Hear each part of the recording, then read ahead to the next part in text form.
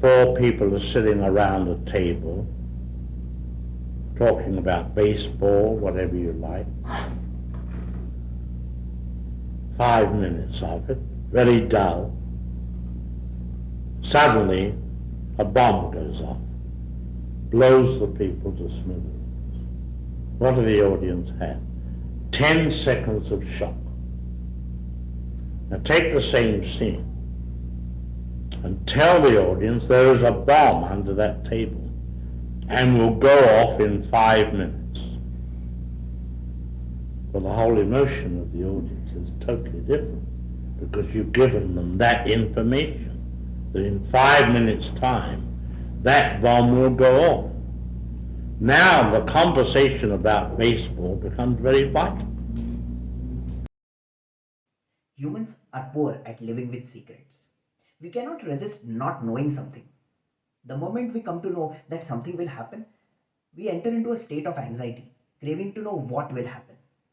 This is an emotional trigger, and movies play with this psychological state of mind of the audience by creating suspense in its narrative. They use some specific techniques in order to build tension, make the suspense impactful, and keep the audience hooked.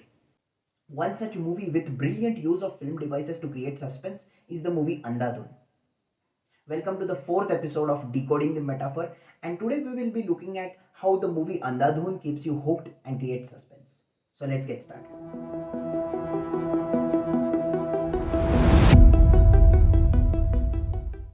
Point number one, flash forward opening. Openings are very crucial to attract the attention of the audience. If the viewers get bored at the beginning, they are not interested in what happens later. A flash forward opening means that the audience is shown a random sequence at the beginning which actually occurs at a later point of the time in the story. We start wondering who is this man, or where is the rabbit running, or why are we even seeing a rabbit being shot. And once the movie resumes with a normal timeline, we start getting eager as to how the story exactly reached the point that we saw at the beginning. Point number two, regular and sudden shocks. While watching a movie, the viewer is continuously comparing what he sees to what he imagines would happen next. If the movie goes along the same lines that the viewer thinks, then it becomes dull and boring for him. Andhadhun ensures that you don't get bored by frequently giving you surprises. Everything is going well, and out of nowhere, we suddenly see a dead body in Pramod Sinha's house. And then there is a man with a gun in the bathroom, which is suddenly revealed. Just when Akash is about to report the incident to the police, it turns out that Simi's lover himself is the policeman. All of these shocks are sudden and break the viewer's imagination about the future, thus creating suspense.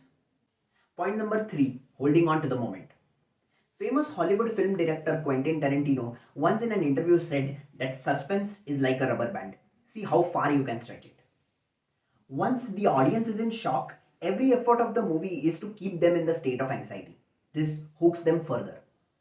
For about 3 long minutes, we just see Manohar and Simi cleaning up the mess of the murder and putting the body in the bag. We are eager to know what happens next, but the moment is stretched, keeping us on the edge of the seat. This scene is beautifully complemented by a climatic music piece. Also, the framing between the piano adds tension to the scene. Later, when Manohar is at Akash's house, for more than 2 minutes, we just see him searching around. This lengthened time ensures that the audience get more and more desperate to know what happens next. Point number four, who knows what? Often suspense is created because of the mismatch in information available among the characters or between the characters and the audience. When Akash is at Pramod Sinha's house, we know that Akash has clearly seen the body and the man. But Simi and Manohar don't know this. This leaves us thinking about what they will do when they come to know that Akash is not blind. Later, when Akash is brought to the hospital by Murli and Maushi, he is not aware that they are going to remove his kidney. He innocently does what he is asked to, and this makes us sympathize more with him. Point number five, red herrings. A red herring is a deliberately misleading clue that diverts attention from the truth. As I mentioned earlier, the viewer is continuously comparing the film to what he imagines would happen next. Movies use red herrings to purposely make the audience think that they are right about their imagination. The impact is strengthened when they later realize that that was not the case. When Akash shouts out the truth in front of the police, It creates excitement in the minds of the audience because now they start thinking that the secret is finally out. However, they later realize that it is not what actually happened, it is what just Akash wanted to happen. Point number 6, Mexican standoff. A Mexican standoff is a confrontational situation in which no party has an advantage to win, and anybody who initiates aggression might lead to his own demise. A classic example of a Mexican standoff is two or three people pointing guns at each other. The situation is very peculiar. Since we know that anybody who initiates aggression might lead to their own demise, it becomes really interesting to watch and we become more and more curious. When Murli and Maushi tie up Akash, he is left in a room with already blindfolded and tied up Simi. If Simi unties Akash, then he might try to escape. And after that, if Akash removes her blindfold for his benefit, then she might actually gain an advantage over him. This isn't a really typical Mexican standoff, but it engages the audience because we know that nobody has a clear advantage. Point number 7, open ending. Though there have been lots of blogs and videos explaining the ending, the movie has been purposefully left without any clarity as to what would have happened later and whether finally Akash is really blind or not. It is open to interpretation.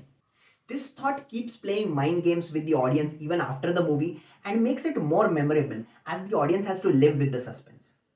These were some textbook film devices which keep the audience hooked. There are several others, but in all of the suspense movies, one or more of these techniques is used in order to build suspense. In fact, the movie doesn't necessarily need to be a suspense thriller or a murder mystery to use these techniques. In a movie, be it horror, comedy, romantic, or any other genre, whenever the audience is left in anticipation or anxiety about what will happen next, that is suspense. Do tell us which of these techniques kept you hooked in any of the movies that you have watched. And please like, share, and subscribe to the channel for more such content. I'll be back with analysis of more movies in the next episode. Thanks a lot for watching.